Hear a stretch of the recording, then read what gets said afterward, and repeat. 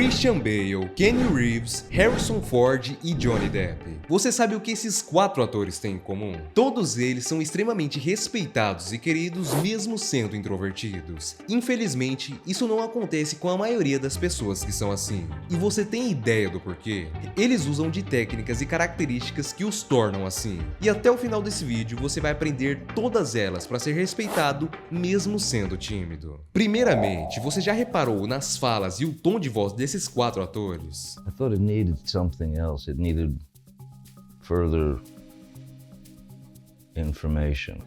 I had to do some prep, but I mean, I'd come from playing Dick Cheney, so.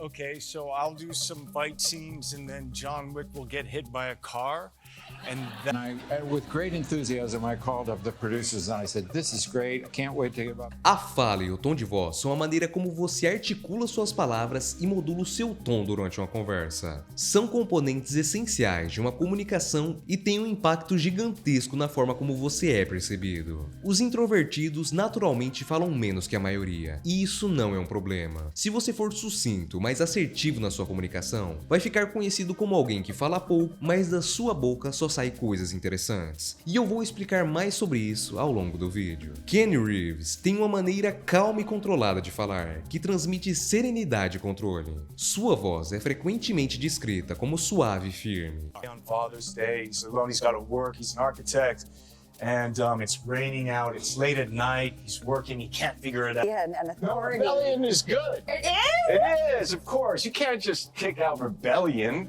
Em filmes como Matrix, a fala controlada e o tom constante dele ajudam a estabelecer seu personagem como um líder calmo e confiante, capaz de lidar com situações de alta pressão, e essa é uma característica que o torna respeitado. Já Christian Bale é conhecido por sua habilidade de mudar drasticamente seu tom de voz para se adequar a diferentes personagens. Sua voz pode ser intensa e ameaçadora, como a do Batman, ou calma, como em O Grande Truque.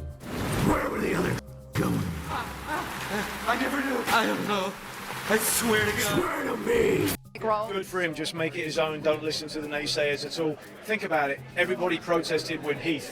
Isso mostra que uma simples mudança na entonação e o jeito de falar mudam completamente a percepção alheia. Quando você usa um tom de voz apropriado e fala de maneira clara e segura, as pessoas tendem a levar o seu argumento mais a sério e respeitar sua opinião. Mas como fazer isso na prática? Primeiramente, ajuste o seu tom de voz de acordo com o contexto. Use um tom mais agudo e empático em situações de descontração. Não é uma boa chegar no estilo Batman em uma roda de piadas. Já o tom mais firme e grave deve ser usado em contextos profissionais ou de liderança. Um ponto que nós abordamos no nosso e-book é falar mais devagar. A maioria das pessoas acaba falando rápido e até atropelando as palavras por conta da ansiedade, o que acaba dificultando a compreensão e passando a imagem de segurança. Você já ouviu falar em escuta ativa? Harrison Ford é conhecido por sua capacidade de prestar atenção em tudo que seus fãs e entrevistadores estão dizendo.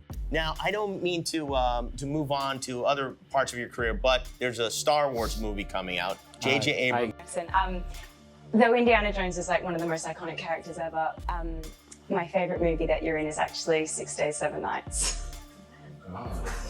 Ele sempre demonstra interesse e respeito com quem está conversando. A escuta ativa é o ato de ouvir e prestar atenção total no que a outra pessoa está dizendo, demonstrando interesse genuíno e compreensão. Mesmo com seu status de estrela, Ford tem um histórico de interações muito carismáticas. Ele faz questão de ouvir com atenção e responder às pessoas, o que ajuda muito a sua imagem. E você lembra que no tópico anterior eu citei as pessoas que falam pouco, mas são sempre assertivas no que dizem? Obrigatoriamente, elas precisam estar praticando a escuta ativa em uma conversa. Só assim elas vão saber exatamente o que falar. E colocar ela em prática é uma das dicas mais fáceis. Quando alguém estiver falando com você, elimine todas as distrações, como o celular. Foque totalmente nela. Use sinais não verbais, como leves acenos de cabeça e expressões faciais que mostram que você está interessado na conversa. Por último, tire as dúvidas que você tem sobre o que foi dito. As perguntas vão mostrar que você prestou atenção. E lembrando que eu falo mais sobre isso no vídeo Como Sempre Ter Assunto em uma Conversa. Vou deixar ele no final.